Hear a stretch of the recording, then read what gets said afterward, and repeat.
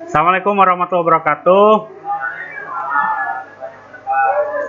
Baik, sebelumnya kita akan bahas DHCP server ya.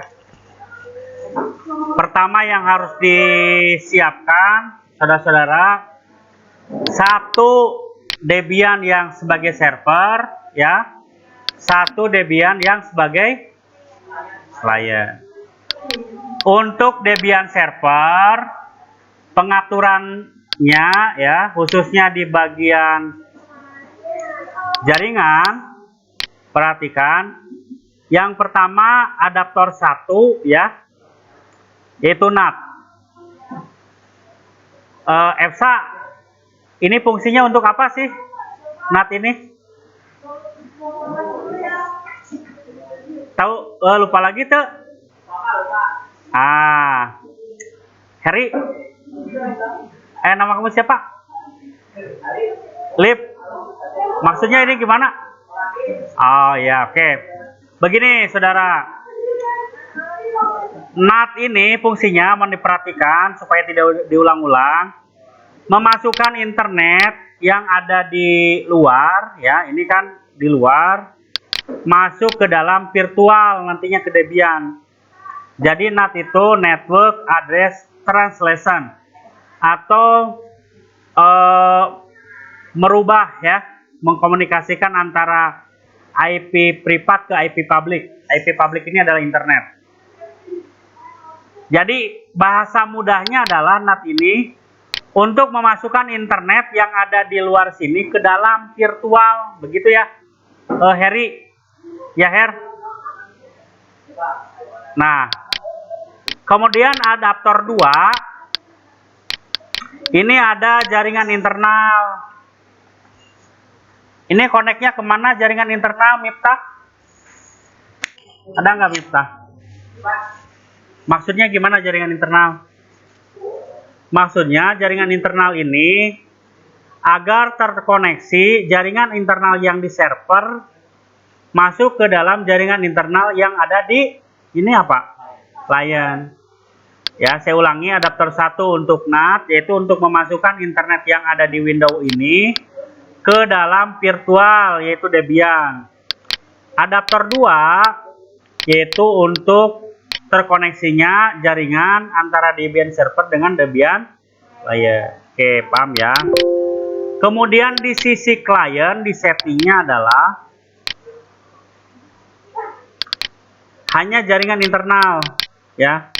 Jadi ini nanti yang akan menerima IP address dari server. Oke, sampai sini ya, paham ya? Nah, kita jalankan DHCP servernya.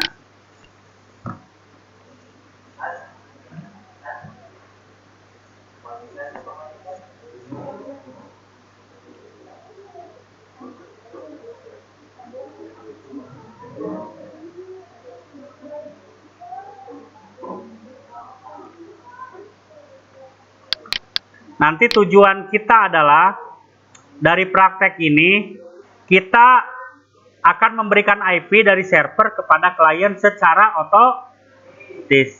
Itulah yang dimaksud dengan DHCP server.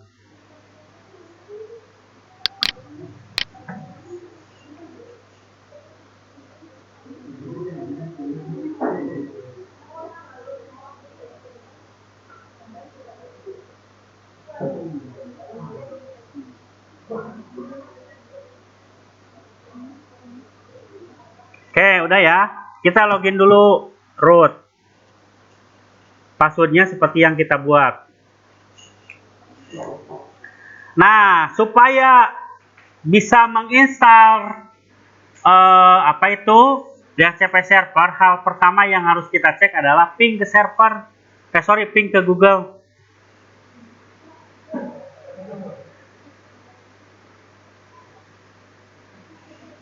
Nah, udah jalan, berarti sudah ada internetnya. Hal yang kedua adalah ya, sebelum menginstal ngecek repositori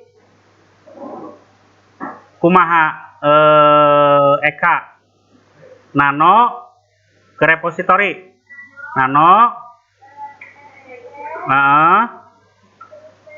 apt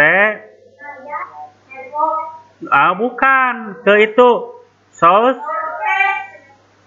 list ya. Nah, masuk ke sini ya, pastikan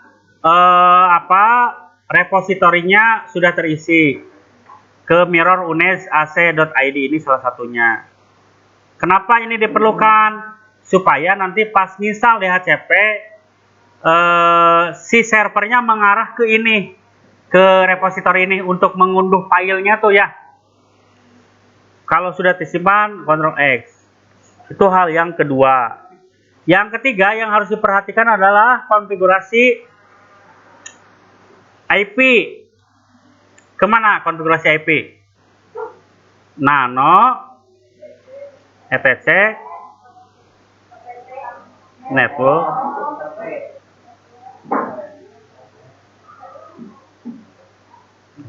oh salah. Betul. Nah, ini ya, saya dirubah saudara. ENP0S9 itu untuk yang jaringan ini, yang jaringan adaptor 2 ya. Yang ini yang connect ke klien. Sedangkan adaptor 1 yaitu ENP0S3 yaitu DHCP. Kenapa? Karena ini menerima IP secara otomatis dari mana? Dari sini. Dari NAT itu. Biar internet yang dari luar itu masuk ke dalam secara otomatis. Sedangkan yang ENP0S8 ini kenapa diisi? Karena nanti akan memberikan IP sebagai dasar IP-nya. Ya. Oke. Ctrl X.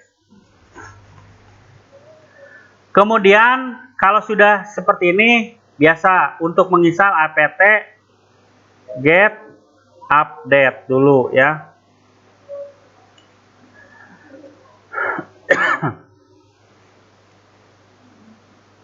Nah, ini karena sebelumnya saya sudah update jadi tidak terlalu banyak. Hal berikutnya untuk menginstal adalah apt get install dhcp isc dhcp server gitu kan. Nah, saya sudah terinstall ya. Kalau belum nanti ada pertanyaan apakah ingin melanjutkan menginstal, ya atau N, berarti pilih ya, maka terinstall. Nah, setelah diinstal kita harus edit yang di dalam DHCP. Masuk kemana kalau ngedit?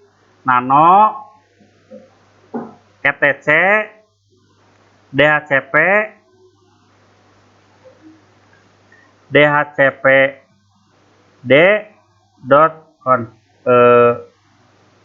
slash gitu, saya lupa lagi nih, titik atau apa ya.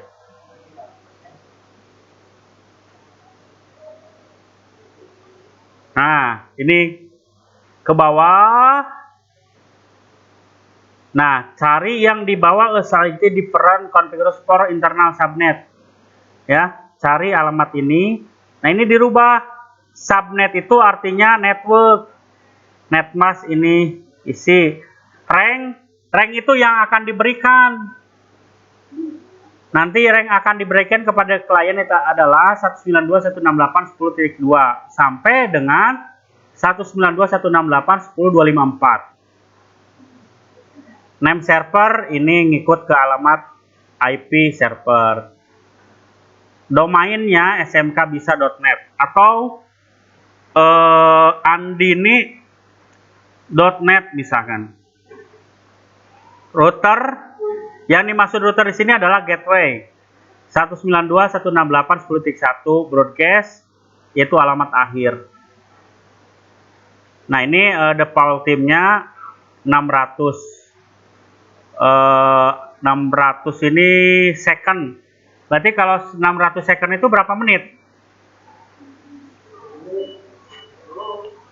Ya, kira-kira begitu ya. Oke, kalau sudah dirubah, Ctrl X, simpan. Itu yang berikutnya. Kemudian berikutnya yang harus dikonfigurasi adalah default-nya ya. Nano, etc, default, ISC, DHCP, DHCP, server. Nah, interface mana yang akan disambungkan ke klien yang akan diberikan? Interface mana kalau ini? Fahri atau siapa? Ini interface berapa ini, EPSA? ENP0S8 itu interface berapa? Adaptor 1 atau adaptor 2 yang connect ke klien? Hah? Satu kan ENP0S3, 2. Berarti ini kan yang connect kepada klien. Ctrl X. Kalau sudah semua diisi, tinggal pengujian. Di mana? Di klien. Ya. Nah, klien diisinya DHCP, IP-nya teh. Jangan diisi statik. Kenapa DHCP? Ini pakai baju pramuka, Ahmad. Apa? Kenapa klien itu tidak dikasih IP secara manual? Kenapa? Dewi kunaon? Kenapa? Kenapa klien kita isinya secara otomatis? Ada yang bisa? Harry? Hah? Ya, Dedek. Non, Dek.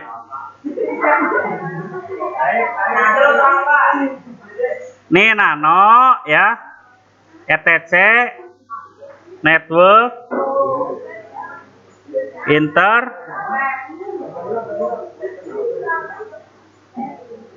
nah isinya DHCP. Ini gak apa-apa, gak diisi ya. Kenapa? Ctrl X. Ada yang bisa jawab nggak, Eka?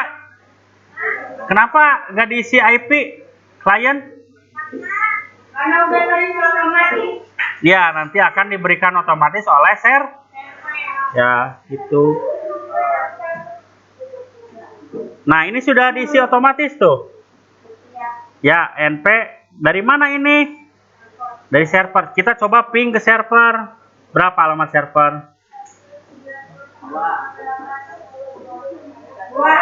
Hah? Server. 1. Tuh jalan. Nah, itu dari sisi klien. Sekarang dari sisi servernya ping. Titik berapa? Tuh jalan. Nah, inilah ngasih IP secara otomatis. Begitu.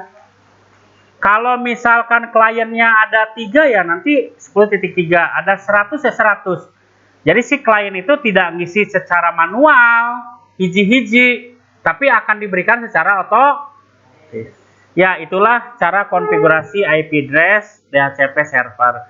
Terima kasih. Assalamualaikum warahmatullahi wabarakatuh.